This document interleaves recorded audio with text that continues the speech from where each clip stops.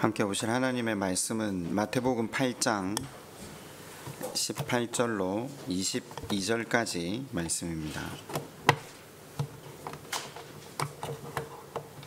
마태복음 8장 18절에서 22절까지 말씀을 교독하도록 하겠습니다. 예수께서 무리가 자기를 에워싸는 것을 보시고 건너편으로 가기를 명하시니라. 어디로 가시든지 저는 따르리라. 예수께서 이르시되 여우도 굴이 있고 공중의 새도 거처가 있으되 인자는 머리 둘 곳이 없다 하시더라.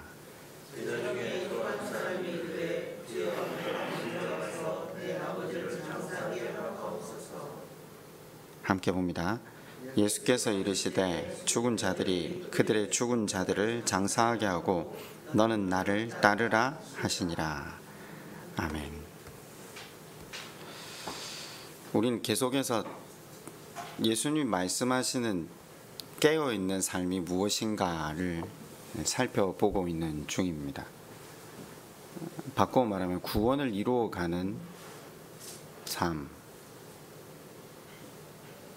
제자된 삶, 다 같은 말이라는 건 이제 이어지는 설교를 들으시면서 주님께서 요구하고 계신 사항이 무엇인지 조금씩 그 핵심으로 접근해 가고 계신지요? 제가 질문을 먼저 하나 드리고 설교를 이어갈까 합니다. 죽기 전에 더 이상 생명 이외에는 아무것도 가치를 가지지 못하는 그 순간에 누군가로부터 복음을 전해 듣잖아요. 그리고 그 복음에 반응해서 제가 제 인생의 죄를 해결할 능력도 없고 지금 제 생명을 지킬 수 있는 아무런 능력도 없습니다. 저는 주님의 십자가를 의지합니다. 라고 고백한 사람들은 구원을 받습니까? 구원을 받지 못합니까? 그게 부끄러운 구원입니까? 원래 구원입니까? 우리 신앙의 여정이 거기로 가고 있다는 걸 아시겠습니까? 사도 바울이 제일 마지막에 이렇게 고백했다고 했잖아요. 내가 죄인 중에 괴수라고. 그래서 누구만 온전히 의지하게 됩니까? 예수 그리스도의 십자가. 신앙의 방향이 이쪽으로 가고 있는 겁니다. 그런데 이런 질문을 할 수 있잖아요. 그 사람은 죽기 전에 그렇게 예수를 고백하고 구원을 받았다. 그런데 나는 평생 주를 위해 열심 충성 봉사한 나는 뭐냐? 여러분, 이게 지금 예수 그리스도의 제자됨의 대가를 전혀 오해한 사람들이 하고 있는 이야기입니다. 주님은 우리에게 행위를 요구하시고 계시지 않습니다. 우리의 오해가 얼마나 깊이 있냐면요. 그러다 보니 신앙생활의 방향이나 신앙생활의 내용이 틀어져 있는 거죠. 여러분은 계속되는 설교를 들으시면서 제자됨의 대가가 무엇이라고 결론을 내려가고 계십니까? 여전히 내가 하나님 앞에서 한 것 혹은 지금 내가 하고 있는 것에 행위에 초점을 맞추고 계시지는 않습니까? 행위에 초점을 맞추면요, 열심이나 행위가 조금 떨어지면 나는 신앙생활을 열심히 하는 게 아니다라는 결론으로 갑니다. 당연히 사람들의 눈치가 보이겠죠. 사람 보고 신앙생활을 하는 게 아니라라고 말은 했지만 내 행위가 열심을 바치지 못하면요, 당연히 사람들의 눈치가 보이기 시작합니다. 제가 크리스마스가 한국에서 유래됐다라고 이야기했잖아요. 그리스모스, 그죠? 그리 숨은 사람들이 얼마나 많은지, 행위를 신앙으로 착각한 사람들이 무언가 주어지는 결과물이 신앙으로 착각한 사람들이 그것이 자기에게 주어지지 않았을 때 그 상실감, 그리고 서로를 쳐다보는 그 눈길, 그것이 부담스러워서 다들 숨어드는 것이 우리 신앙의 현실이라면 우리는 예수 그리스도의 요구를, 주님의 제자됨의 핵심을 행위로 받아들이고 살고 있다라는 겁니다. 제가 또 다르게 한번 질문을 한번 드려볼까요? 우리가 열심 충성 봉사하면 우리 자녀가 잘 되어야 됩니까?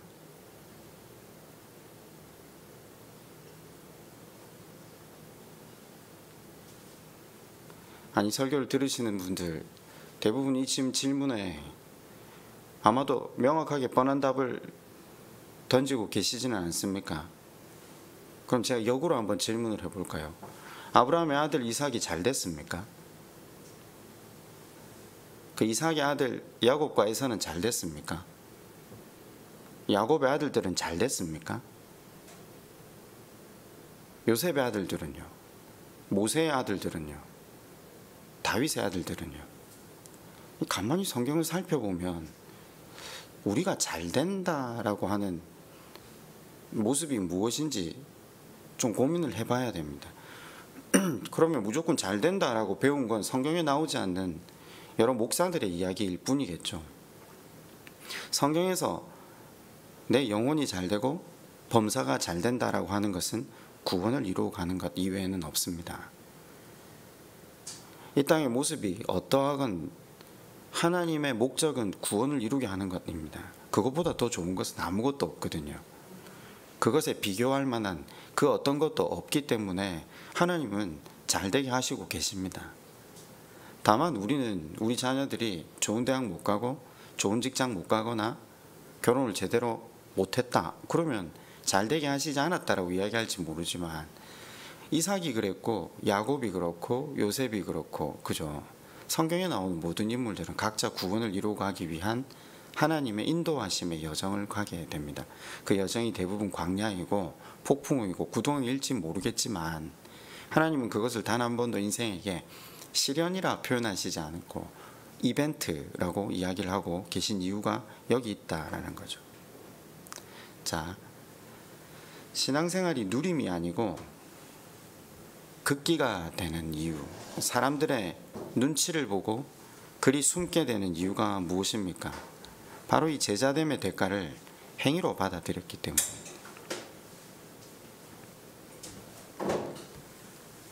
주님이 오셨을 때에도 많은 사람들은 제자됨의 대가, 성도가 맺어야 할 삶의 열매를 행위, 즉 의로운 삶이라고 생각을 했습니다.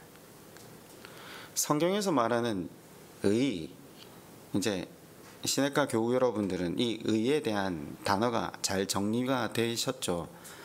이스라엘 백성들은 그 의가 윤리와 도덕, 선한 삶이라고 생각했거든요. 그런데 성경은 단 한 번도 그렇게 이야기하지 않고 있다라고 말씀을 드렸습니다. 그 의는 히브리어로 체데크라고 하는데 관계라고 했습니다. 아시다시피 인간과 하나님은 관계를 맺을 수 없습니다. 죄 때문에요.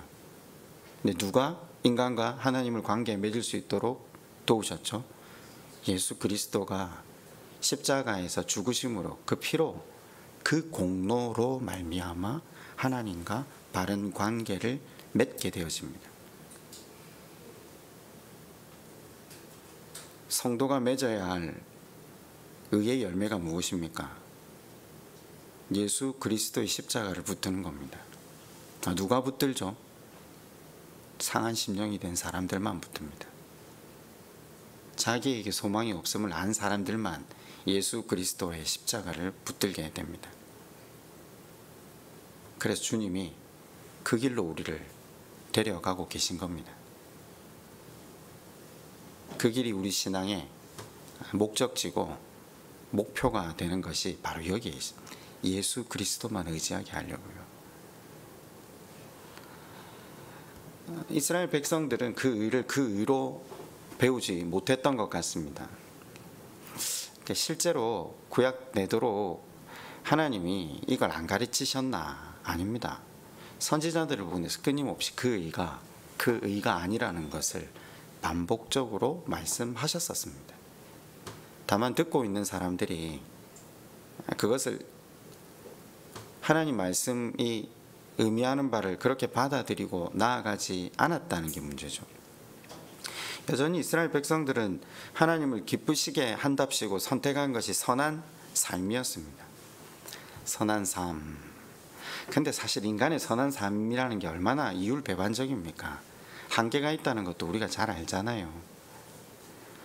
그럼에도 불구하고 바리새인과 서기관들은 주님 앞에 당당하게 섭니다. 왜냐? 자기들이 다른 사람들에 비해서는 훨씬 더 선하거든요. 그리고 많은 대가를 치르고 살아갔거든요.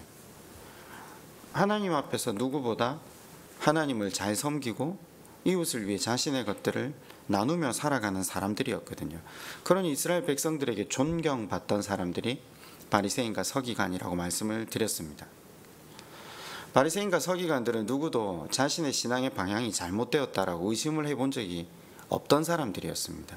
그러니까 주님 앞에 나와서 그렇게 자신만만하지 않습니까? 누가 천국에서 큰 자입니까? 이것은 제자들만의 질문이 아니었습니다. 예수를 좀 잘 믿는다고 생각했던, 아니 하나님을 잘 섬긴다고 생각했던 바리새인과 서기관들 또한 같은 마음을 가지고 있었기에 하나님 앞에 늘 예수 그리스도 앞에 나올 때마다 당당했지 않습니까? 근데 주님께서 그들의 질문 앞에 뭐라고 대답하셨죠? 너희에게 열매가 없다. 그리고 한 걸음 더 나아가 천국은 어린아이 같은 자만 들어갈 수 있는 곳이다. 천국은 자신이 강도 만난 자임을 깨닫지 못하면 들어갈 수 없는 나라다. 아니 얼마나 최선을 다하고 열심을 다한 삶을 살았는데 애를 쓰고 살아가는 그들에게 주님께서 일침을 가하고 계시는 거죠. 자, 이제는 좀 말씀의 의미들이 풀려가고 계십니까? 선한 사마리아인의 비유는 복음서 안에 나옵니다. 복음서는 선한 행위를 해야 구원을 받는다고 이야기를 하지 않습니다. 복음서 전체는 어디로 가고 있다고요? 십자가로 가기 위해서 주님께서 우리를 어디로 초대하고 있다고요? 우리의 죄인됨을 알게 하는 곳으로, 말씀에 우리 자신을 비추는 곳으로 우리를 초대하고 계십니다. 그러니 복음서 전체의 주님의 가르침은 바로 이 열매를 맺는 것,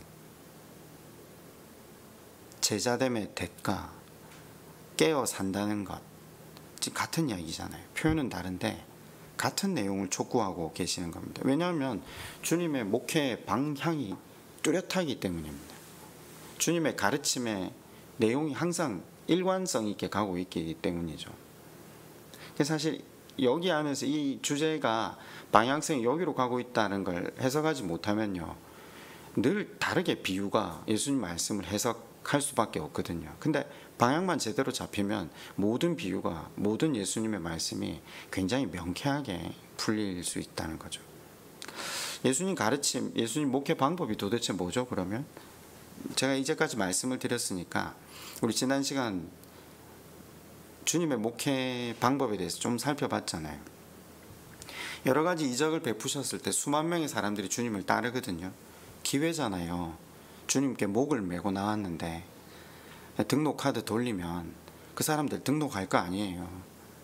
그래서 이미 잘 양육해 놓은 12명의 제자들과 예수 그리스도 옆에서 말씀을 배운 열심 당원들이 있거든요. 그분들을 순장으로 세워서 교육하고 훈련하고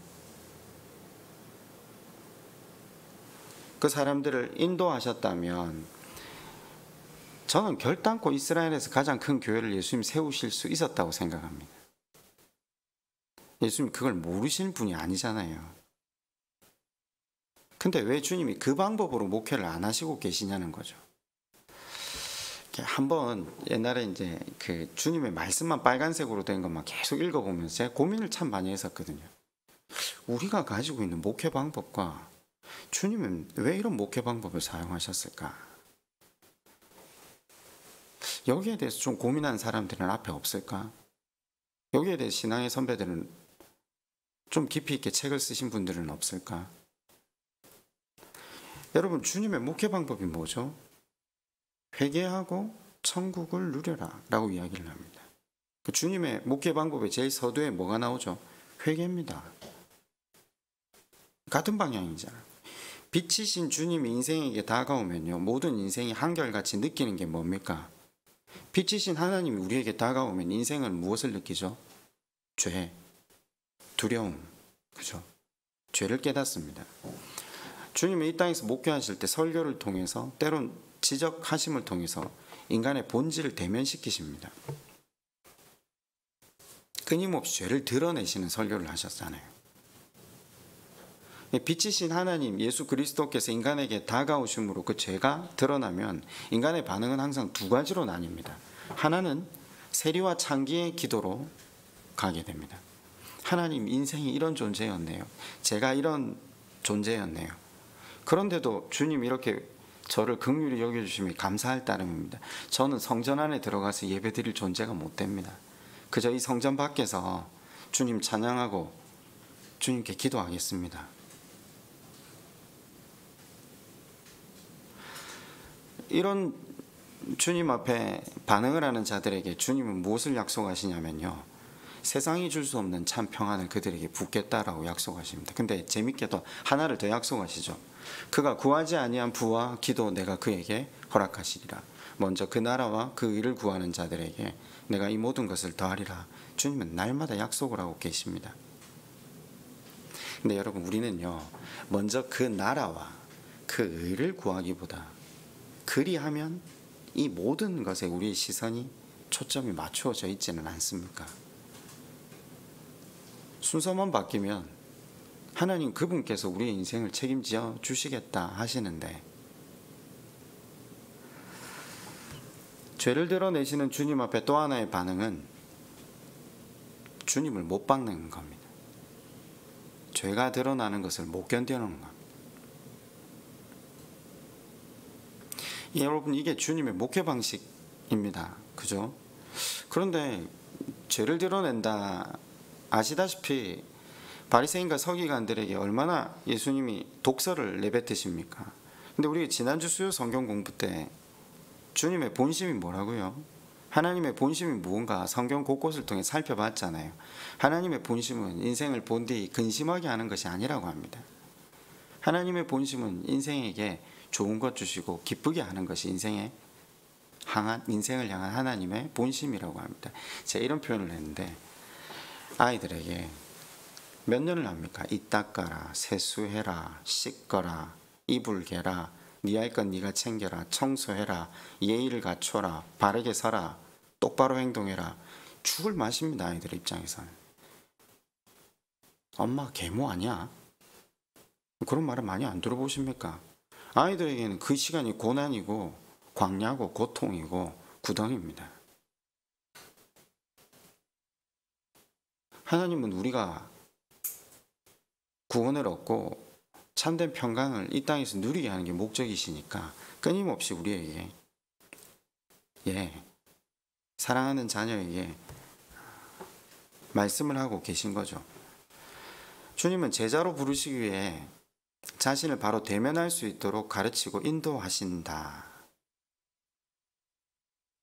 성령의 은혜로 말씀의 조명하심을 통해 자신을 대면하고 십자가 외에 붙들 것이 없다는 것을 깨닫게 하는 것이 기독교의 방향성이라는 거죠.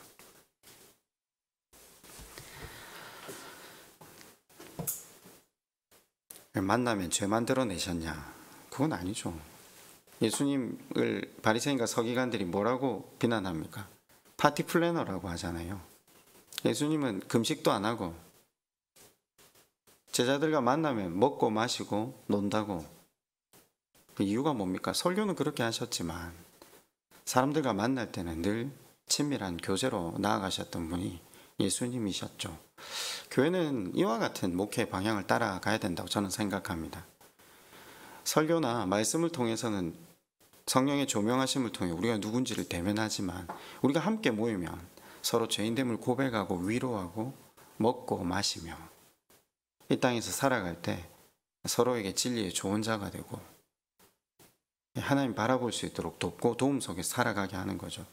근데 지금 마침 순모임을 못하고 있으니까 참 이 관계가 하나 빠진다는 것이 신앙생활에 얼마나 큰 위기가 되는가, 그 생각도 깊이 하고 있습니다. 우리는 지금 오늘 계속해서 제자 되기 위해 치러야 되는 대가에 대해서 배우고 있는 중입니다. 이제 대가에 대해서 행위로 생각하시지 않으셔야 됩니다. 그런데 말은 어떻게 하고 있죠? 말은 전부 다 행위잖아요. 문자에 얽매이기 시작하면 돈을 다 내놔야 되고요. 그죠? 부자가 결단코 천국에 들어가지 못한다고 하잖아요. 그 부자 청년에게 그 가진 거 다 팔아서 내놔야 한다. 그래야 너 하나님 나라 얻을 수 있다 하시잖아요. 그게 지금 문자에 매이면 돈을 다 내놔야지 천국을 간다는 건데 아니라는 거 배우셨잖아요. 부자는 뭐가 문제죠? 자기 중심인 것. 그죠? 부자는 지금 돈이 많고 적음이 아니라고 했잖아요. 제가 지금 이걸 다음 설교 때 할 건데, 저는 사실 그 본문에서 평생 자유했거든요. 전 부자로 산 적이 없어요. 전 단 한 번도 제가 부자여서 천국에 못 갈 거라는 생각을 일평생 해본 적이 없거든요. 근데 그 말씀이 문자가 아니라 문자 너머에 있는 예수님의 본심이 와닿자 말자 그 말씀 앞에 엎드려진 거죠. 내가 부자구나. 근데 실제 부자들은, 돈 많은 부자들은 그 말씀을 문자적으로 받아들이니까 신앙생활을 하면 뭔가 더 큰 대가를 치러야 되구나, 여기서 한 걸음 더 나아가면 위험해지구나, 이 생각을 하고 있다니까요. 지금 말을 완전히 못 알아듣고 있는 거죠. 지금 큰 무리가 예수님을 따라 나서고 있잖아요.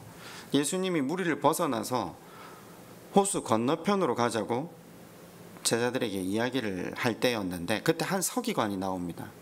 이스라엘에서 서기관이 차지하고 있는 위치가 어느 정도라는 것은 우리는 성경의 배경을 아니까 이해가 되잖아요. 근데 그는 질문을 하지 않고 제자 되기를 요청합니다. 선생님 어디로 가시든지 제가 따르겠습니다. 주님 보실 때 얼마나 감사하고 이쁘고 고마우셨을까요? 안 그렇겠습니까?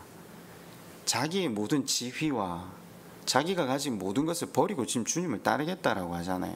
근데 주님 이렇게 대답하십니다. 여우도 굴이 있고 공중의 새도 거처가 있지만 인자는 머리 둘 곳이 없다. 무슨 말입니까? 제자가 되겠다니까 기뻐하시면서 결정 잘했다. 수제자 베드로 부르시면서 이분 등록 좀 받아. 지금 이런 분위기가 아니라고 했잖아요. 제가 메시지 성경은 자주 읽지는 않지만 메시지 성경은 이 부분을 아주 잘 의미를 살려서 이렇게 표현하고 있습니다. 한번 제가 읽어드릴게요. 예수께서 잘라 말씀하셨다. 고생할 각오가 되어 있느냐? 우리가 묵는 호텔은 인류 호텔이 아니다. 머리 둘 곳이 없다는 것은 방황하고 떠돌아다니는 이런 삶, 잠자리도 제대로 없는 이런 삶이다. 제자 되기 전에 한번 따져 보라는 겁니다. 쉽게 따라오지 말고 곰곰이 한번 생각해 보라는 겁니다. 일단 거절을 하시는 겁니다. 너는 못한다라는 거죠. 우린 지금 이 이야기를 계속 듣고 있죠. 지난주에 이 말미에 어떻게 제가 설교를 매듭지었습니까? 못한다, 하지 말라는 말이 아니라고 했잖아요. 너 호적파, 지금 그 부모의 본심을 좀 알자고 하는 거잖아요. 자, 그러면서 이미 제자라고 불리는 한 사람이 또 주님께 이야기를 하는 것이 8장 21절에 나옵니다. 제자 중에 한 사람이 이르되 주여 내가 먼저 가서 내 아버지를 장사하게 허락하옵소서. 일단 장례를 치르고 오겠다고 얼마간의 말미를 달라고 요청한 거잖아요. 근데 예수님은 우리가 기대하는 일말의 대답과는 전혀 반대되는 대답을 하시죠. 죽은 자들이 그들의 죽은 자들을 장사하게 하고 너는 나를 따르라. 아니, 세상 누구보다 따뜻하고 세상 누구보다 사랑이 많으신 예수님이잖아요. 요구를 하면 당연히 아버지가 돌아가셨는데 얼른 다녀와. 그리고 나도 조금 있으면 가서 함께 돌아봐 줄게. 아니, 예수님께서 끊임없이 부모를 공경하라는 말씀을 예수님이 하셨잖아요. 그러면 그 말씀과 정면으로 대치되는 말씀 앞에 이게 지금 문자적으로 하는 말이 아니라는 걸 깨달아야죠. 아까 제가 부자는 천국에 가지 못한다 했을 때 그걸 문자적으로 받아들이니까 오해가 빚어지듯이 성경에는 지금 말이 문자적으로 받아들여야 될 이야기가 있고 문자적으로 받아들이지 말아야 될 말이 대부분이라는 걸 아셔야 되는데, 전부 다 문자 너머에 있는 하나님의 본심을 모르니까 계시록을 다 그렇게 해석하니까 종말을 우리가 눈치챌 수 있고 깨어 살면 종말이 다가오는 것을 느낄 수 있다고 이야기를 하잖아요. 성경은 어떻게 종말을 그렇게 설명합니까? 종말은 예수님 올라가시고 다시 오실 그 사이 모든 때를 종말이라 하거든요. 누구도 눈치챌 수 없고 성경에 나오잖아요. 다 시집가고 장가가고 그냥 일상을 하고 있는데 예수님 그냥 재림하실 거라고. 근데 왜 많은 크리스찬들은 그런 결국은요, 신앙의 방향이 행위라고 생각을 하면요, 마지막 때가 다가오면 안 했던 행위를 해야 돼요. 그래야 구원받으니까요. 근데 신앙은 분명히 예수 그리스도의 공로 외에는 구원받을 자가 없다고 하거든요. 그 어디로 가는가는 우리 모두 실은 알고 있어요. 현혹될 뿐이죠. 지금 주님의 말씀은 문자적으로 이해해야 될 말씀이 아닙니다. 지금 제자도에 대해서, 제자로 나섰을 때 치러야 될 대가에 대해서 말씀하시는 것 아닙니까? 예수님이 이 말씀을 왜 하셔야 하는가, 어떤 상황이기에 이 말씀을 하고 계시는가를 문맥을 통해서 봐야죠. 제가 주중에 지금 여러분 큐티하고 계시잖아요. 아이들도 큐티를 하거든요. 저희 집 아이들 3명이 큐티를 하는데 제가 큐티가 10분이 넘지를 못하게 해요. 매일 말씀을 보는 아이들에게 10분 이상 말씀이 지속되면 이게 말씀을 볼 소망이 사라져 버려요. 말씀은 고통이 되고 지루하고 힘든 게 있는 거예요. 저는 이게 직업이니까 말씀을 늘 보고 자기를 조금씩 더 부인해가고 자기의 죄인됨을 아는 사람들은 살 길이 그곳밖에 없기 때문에 말씀을 더 들여다보게 되는 거지. 지금 자기에게 소망이 충만한 아이들에게 말씀을 계속해서 강요하고 들이민다는 건 사실은 반대급부만 일으키는 것이잖아요. 기본적인 교육을 하기 위해서 아이들하고 계속 대화를 하거든요. 그런데 이제 저희 집 첫째가 이런 질문을 하더라고요. 왜 며칠 전에 큐티를 하다 보면 예수님은 누구신가? 하나님은 어떤 분인가? 그럼 나는 누구인가? 지금 주제가 늘 똑같잖아요. 그죠? 이 지금 우리 큐티집의 주제는 늘 똑같아요. 질문이 다른 게 전혀 안 나오잖아요. 그 답은 늘 잘 찾아내요. 죄송합니다. 생명의 떡이라고 적어놨더라고요. 예수님 누구신가? 야, 그러면 우리는 이 떡을 어떻게 해야 돼? 그러니까 먹어야죠. 우리가 식인종이야? 예수님 피와 살을 먹어야지. 그럼 지금 피와 살을 먹는다는 의미가 다른 의미가 되지 않아? 뭘 먹는다는 거야? 말씀을 먹는 거죠. 이건 제가 대답한 거예요. 아빠, 그 주제를 거기 안에서 어떻게 찾아요? 그 제가 다시 대답했죠. 너 조금 있으면 중학교 가면 그 문제 속에서 지문을 주워놓고 그 안에 있는 주제 찾아내기를 수도 없이 연습하게 되는데, 성경은 국어입니다, 사실. 그렇지 않습니까? 이게 영해가 들어갈 공간이 잘 없어요, 실은. 대부분 그냥 국어예요. 상대방이 말을 호적파라 한다고, 넌 내 자식 아니야 한다고, 그걸 그냥 그대로 받아들이고 있으면 우리가 국어를 못하는 거죠. 문맥을 읽어봐야 되잖아요. 그 주제를 찾아내기 위해서. 근데 성경을 읽는 많은 사람들이 문맥을 안 읽어요. 문맥이 뭐죠? 여기에서 지금 왜 예수님이 이런 말씀을 꺼내고 계시는가? 그 앞에 보면 큰 무리가 예수님을 에워싸고 예수님을 따르겠다 하잖아요. 제자 되기를 희망하고 있잖아요. 왜 그랬죠? 그 앞에 사건이 나옵니다. 8장 14절 앞에만 한번 보실래요?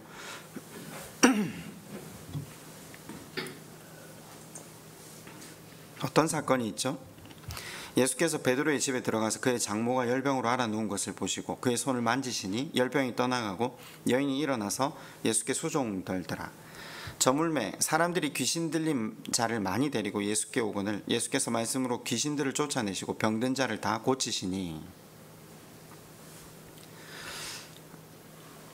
지금 그 문맥 속에 성경에 달린 제목이 뭐라고 되어 있습니까? 많은 사람들을 고치시다. 16절이 그렇죠. 병든 자들을 고치시니. 그 위에요. 8장 5절부터 13절은요. 제목이 뭐죠? 백부장의 하인을 고치시다. 더 위로 가면 1절부터 4절은요. 나병 환자를 고치시다. 자, 복음서에서는 무리가 예수님을 쫓을 때는 늘 그렇습니다. 그러니까 이곳에서도 예수님의 제자가 되겠다고 따라다니는 사람들은 어떤 사람들인가? 예수님의 병 고치시는 능력, 기적과 이사를 보고 세상적인 차원에서 예수 그리스도를 추종하고 있는 거죠. 그 더 앞으로 가면요, 요한복음 6장 15절 사건이 그 앞에 앞서는데 오병이어나 그 하나님의 능력이 5천 명을 먹이시는 사건 바로 뒤에 예수님 뭐라고 하시냐면요, 똑같은 말을, 오늘 본문과 똑같은 말을 하는데, 자기를 억지로 붙들어 임금 삼으려는 줄 아시고 혼자 산으로 떠나가시니라. 오병이어 일으키는 예수님 보니까 저분 우리 임금 삼아야 되겠다. 이 주님을 따르기는 하는데 어떤 주님을 따르고 있는가? 내 기대와 내 희망을 이루어 줄 분으로. 그래서 그것을 이루기 위해 예수 그리스도의 제자가 되기를 희망하려고 나오는 사람들에게 죽은 자들이 죽은 자들로 장사하게 하고, 이렇게 이야기하는 겁니다. 이해가 되십니까? 문맥 속에서 분명히 죽어서 시체가 된 사람이 있어요. 그런데 몸이 뻣뻣해진 사람들 말고 그 시체를 장사 지내줄 죽은 사람들이 있다는 거예요. 이러면 지금 죽은 사람들의 의미가 뭔지 아시겠습니까? 깨어 산다, 그러니까 깨어 산 사람들은 살아있는 자고요.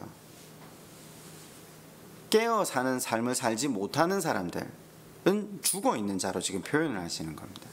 시체는 당연히 죽은 자니까 뭐 거두절미하고, 시체를 장사할 죽은 사람들은 그럼 어떤 사람인가? 지금 방금 제가 말씀드린 그대로 문제의 해결사, 먹고 사는 문제의 해결사로 예수님을 따라다니는 사람, 예수님의 기사와 이적 행하심만을 보고 그를 쫓는 사람. 예수님 그분이 필요한 게 아니라 예수님의 본질이 보혈이잖아요. 십자가잖아요. 그분의 능력, 그분의 능력을 이용해서 성공, 물질, 모든 문제를 해결하기 위해서만 그와 관계를 맺으라는 사람. 제가 이걸 그렇게 표현했잖아요. 이건 거래잖아요. 이건 신앙이 아닙니다. 이건 거래입니다. 자, 아버지 장사 지내는 일이 하나님 섬기는 일보다 앞서는 사람들, 그 사람들을 지금 예수님은 죽은 사람으로 표현하고 계십니다. 지금 효도하지 말라는 이야기 아닙니다. 자식된 도리하지 말라는 이야기 아니잖아요. 아버지를 장사 지내는 일이 뭘 대표하고 뭘 상징하고 있죠? 세상의 일, 네. 세상의 논리로 살아가는, 장사 지내지 말라는 이야기가 아닙니다. 인생에 있어서 그것 이상의 우선됨이 없는 사람들을 지칭하고 있는 겁니다. 노아 때처럼 먹고 마시고 시집가고 장가가고, 그겁니다. 그 밑에다 오늘 본문은 하나 더 붙인 거예요. 장사 지내고. 이해가 가세요? 그럼 예수님이 이 말씀을 여기서 합니다. 자, 제가 결혼하고 오겠습니다 하면 너는 결혼하지 말고 그냥 나를 따르라. 지금 결혼을 하지 말라는 말입니까? 아니잖아요. 문맥 속에서 봤을 때 너는 시집가지 말고 먹고 마시는 일에 목숨을 걸지 말고, 먹고 안 마시면 죽는데요. 문맥을 따라서 생각을 해보자는 거죠. 이게 지금 영예가 아니라 그냥 국어입니다. 문맥을 따라서 보면 예수님이 그냥 노아의 때처럼 먹고 마시고 시집가고 장가가고 장사 지내고, 지금 그 말 하나 더 붙인 거라고 보시면 딱 맞습니다. 그 이상의 우선되는 것이 없는 사람들, 이것을 초월해서 어떤 다른 목적을 가지는 것이 없는 사람들을 죽은 사람이라고 표현하는 겁니다. 그럼 물으면 이렇게 대답하죠. 왜 삽니까? 여러분 왜 살아요? 잘 먹고 잘 살려고요. 그죠? 공부는 왜 해요? 그래 좋은 직장 가니까요. 좋은 직장 가서 뭐 하게요? 돈 많이 벌죠. 그래서 뭐 하게요? 한동안 개그 콘서트에 이제 폐지됐지만 유행했던 말이 있죠. 소고기 사 먹으려고. 그죠? 굉장한 철학을 지닌 개그 꽁트 아니었습니까? 그래서 뭐 하려고? 소고기 사 먹으려고. 그 소고기 사 먹다 마지막에 그 김대희가 뭐라고 합니까? 죽겠지.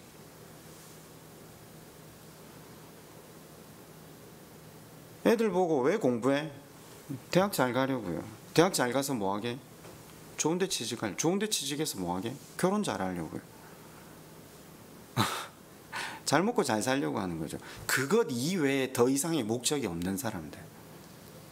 저는 그때 그런 표현을 했는데, 김교신 목사가 옛날에 우리나라 초창기 함석헌 목사님하고 김교신 목사님이 설교할 때 그런 얘기를 했다 했잖아요. 기독교인들만큼 욕심 덩어리가 없다고. 세상에 살아서도 잘 먹고 잘 살고 복 다 받고 죽어서도 구원받으려는, 아니 잘 먹고 잘 살고 잘 장사 지내는 것이 삶의 최고의 가치인 사람들, 죽은 자들이라는 거죠. 아니 저 잠시만요. 지금 먹고 마시고 시집가고 장사 지내고 이게 잘못된 겁니까? 이게 일상이잖아요. 우린 지금 순서만 바꾸라고 예수님 말씀하시고 계신 걸 지금 보셔야 돼요. 지금 이걸 하지 말라는 게 아니잖아요. 그냥 이게 끝인 사람들, 그게 죽은 사람들이라는 거잖아요. 우리 이거 없으면 못 살아요. 이게 있어야 되잖아요. 이게 없으면 일상이 안 돌아가잖아요. 근데 그게 먼저가 아니라는 거죠. 대부분의 사람들은 이 땅에서 잘 되고 자식 잘 되고 상금 많이 받으려고 기독교 신앙생활, 종교생활을 하는 거죠. 당연히 이 종교생활을 하니까 세상 사람들도 기독교를 오해하고 기독교 안에 있는 사람들도 자기를 억압하고 자유하지 못하게 하는 거죠. 이렇게 해서는 복 못 받고, 이렇게 해서는 자식 안 되고, 이렇게 하면 구원 못 받고. 주님이 뭐라고 합니까? 오해하지 말아라는 겁니다. 근데 주님을 오해하니까 주님 말씀하시는 깨어 사는 삶도 전부 행위로 보면요, 우리가 지난주에 누가복음 14장 26절을 살폈잖아요. 무릇 내게 오는 자가 자기 부모와 처자와 형제와 자매와 더욱이 자기 목숨까지 미워하지 아니하면 능히 내 제자가 되지 못하고. 자기 목숨까지 미워하는 걸 문자적으로 받아들이면 어떻게 해야 됩니까? 자살해야 되잖아요. 근데 성경에 어디 자살해라는 겁니까? 아니죠. 세상의 당연한 질서를 이야기하잖아요. 부모가 중요하고 처제와 형제와 자매, 내 목숨 중요하잖아요. 그게 세상의 당연한 질서고 이치일터인데, 너희가 내 제자로 살기 위해서는 세상의 질서와는 다른 질서를 따라야 된다. 먼저 나를 구해야 된다. 그게 마태복음은 이렇게 이야기를 하는 거죠. 먼저 그 나라와 그 의를 구해라. 그러면 나머지를 내가 책임져 주시겠다. 천지를 창조하신 분께서 지금 약속하시는 겁니다. 순서만 바꿔라. 세상의 당연한 이치를 따라 걸어가지 말고 예배에 목숨을 걸어라. 말씀 앞에 서기를 애써라. 그거 먼저 하면 내가 너희의 삶을 책임지겠다. 그거 안 하는 자들이 죽은 자를 장사하는 죽은 자입니다. 살아있으나 실상은 죽은 자입니다. 밥은 먹고 돌아다니는데 죽은 자입니다. 우리는 이걸 좀비라고 하거든요. 그죠?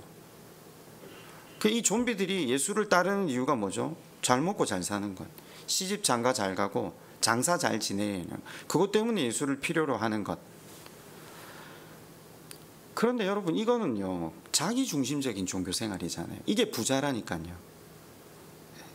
자기를 위해서 교회가 존재하고 자기를 위해 예수가 존재하는 것이죠. 그게 복음이 깨트리려고 하는 것, 예수님이 깨트리려고 하는 게 바로 자기 자신만을 만족시키려고 하는 이 종교생활을 지금 깨트리시려고 이 말씀을 하고 계시는 거죠. 근데 사실 주님이 깨트리시려고 하는 것이, 깨어지는 것이 가장 인간을 위하는 것이잖아요. 상급론, 이 행위론에 기인한 종교생활은 결국 사람을 억압해요. 부담을 주고 짐이 되게 해요. 왜 많은 사람들이 그렇게 표현하잖아요. 예수 믿는 건 멍해, 짐이고 고역이다. 사실은 그 행위에만 초점을 맞추면요, 결국은 열심히 하면 할수록 사람이 이기적이 돼요. 열심히 하면 할수록 결국 위선적이 돼요. 왜? 겉과 속이 달라질 수밖에 없죠. 극기로 하는데. 그죠? 영적이고 늘 하나님 나라를 이야기하는 사람들인 것 같지만 누구보다 이 땅에서 부자되고 잘 사는 것에 관심을 가지고 살아가요.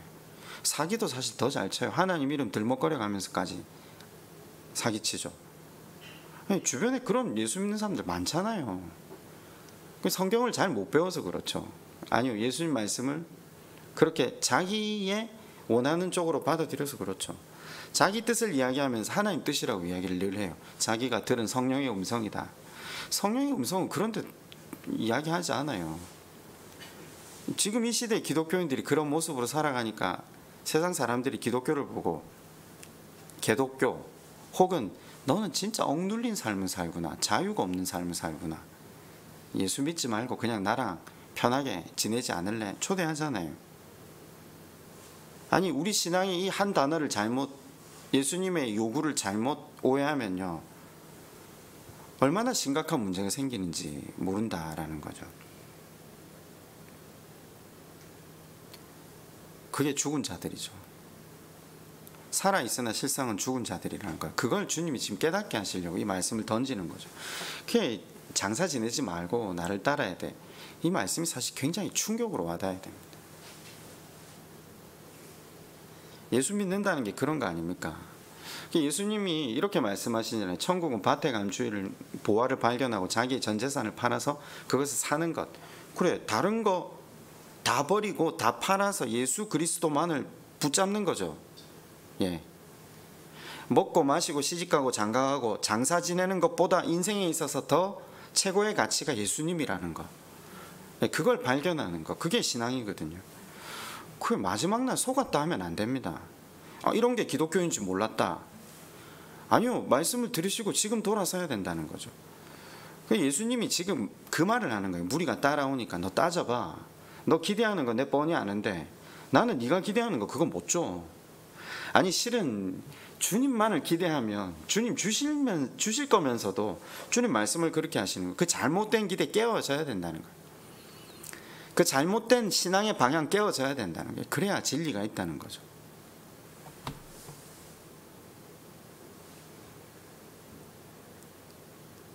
그 방향을 깨트려야 됩니다. 그럼 어느 방향으로 가야 된다고요?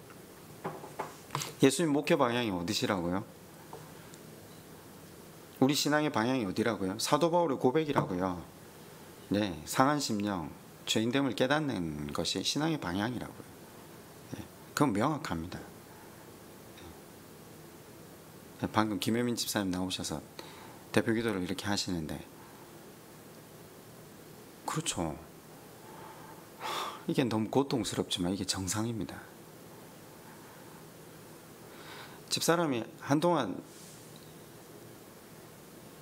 죄에 대해서 설교를 계속 듣더니 어느 날 저한테 그런 얘기를 하더라고요. 신앙생활하기가 너무 어렵다고.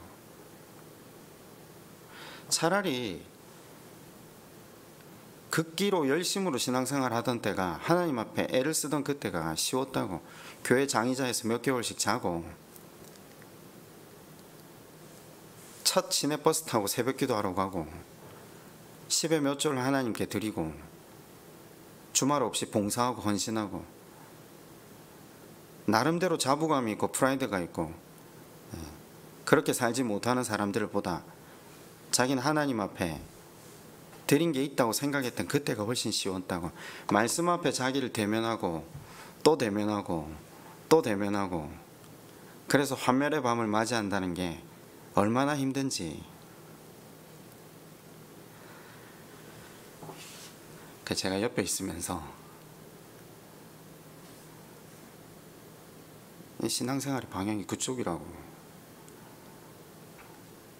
저보고 그런 이야기를 하더라고요. 이거 지나갔냐고. 그걸 한두 번 지나간 게 아니죠. 한두 번 지나간 게 아니죠. 여러분 그거 아십니까 혹시? 성경에 나오는 인물들이 숱하게 그 밤을 지나가다가 다시 주어진 물질과, 하나님 또 그래 복 주시잖아요. 물질과 잘됨 속에서 시선을 잃어버리고 또 자기 중심적으로 돌아가는 일들이 얼마나 많아요.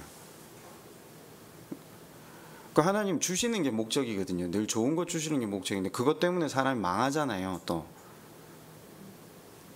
그래서 또다시 하나님 앞에 돌아가기까지 시간이 다들 얼마나 많이 걸립니까? 자기의 죄인됨을 온전하게 깨닫는 밤들이 지나가기가 얼마나 지속돼요. 겨우 아니 83세의 아브라함이 13년 동안 하나님 저버리고 하나님 주신 거라고 이스마엘 붙들고 행복해했던 그때도 하나님 온전히 못 붙들었잖아요. 이상 뭐 젊을 때 좀 순종했다. 그 이후로 철저하게 하나님과 무관하게 살잖아요. 돈 쫓고 세상 쫓고 그러다가 가정 다 깨지고 그죠. 아들들 다 믿지 않는 사람들과 결혼하고 가정이 풍지박산 났을 때 이삭이 드디어 돌아오거든요. 죽기 거의 직전에 노년에 돌아오죠. 그 아들 야곱은 뭐 두말할 이유가 없죠. 환도뼈가 나가서 장애인이 되는데도 하나님 온전하게 안 붙들잖아요. 딸이 강간을 당했을 때도 안 붙들어요. 자기가 죽게 되었을 때, 더 이상 아무것도 못 붙들게 되었을 때 하나님 돌아오죠. 항복하잖아요. 창세기 35장에서. 요셉은요, 완전하게 절망의 나락에 떨어졌을 때, 아무것도 붙들 것이 없을 때, 그냥 환멸의 밤을 몇 년 보낸 게 아니라 그냥 횟수로만 봐도 15년 이상, 22년 정도 됐다는 거 우리가 알잖아요. 그 뒤에 나오는 인물들은 뭐 두말할 필요가 없잖아요. 떨어졌다가 올라갔다가 떨어졌다가 올라갔다. 이게 신앙생활의 반복이죠. 그런데 사실 반복인 것 같지만 상승하고 있는 것 같아요. 하나님 앞에 내가 누군지는 알거든요. 주님 지금 오늘 말씀하시는 걸 결론을 냅시다. 그거 안 깨고 싶으면 오지 말라는 겁니다. 지금 이 말씀하시는 겁니다. 구원이 거저니까 쉬운 줄 알았다. 성경은 그렇게 이야기하지 않습니다. 근데 굉장히 주님은 명쾌하게 말씀하시죠. 구원 엄청 쉽다. 회개하면 된다. 너 자신을 바르게 비추어 보면 된다. 성령의 도우심을 구해라. 그 방법 이외에는 신앙생활을 바르게 할 수 있는 방법이 없다. 여러분 모쪼록 올 2022년 한 해는 기도하는 한 해 되었으면 좋겠습니다. 성령의 도우심을 구하며 주님 원하시는 그 방향으로 계속해서 정진해 나아가시는 저와 여러분 되시기를 주님의 이름으로 축원드립니다. 우리 한번 기도할까요?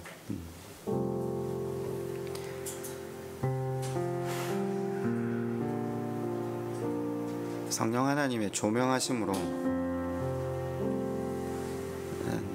날마다 내가 누구인지를 깨닫고 주님을 온전히 붙들고 주님의 십자가에 나를 못 박고 주님의 부활에 동참하여서 산자되게 도와주십시오. 세상을 향해서는 죽고 말씀을 향해서 살아있을 수 있는 우리 모두 되게 해달라고 이 시간 그렇게 한번 하나님 앞에 함께 기도드리겠습니다.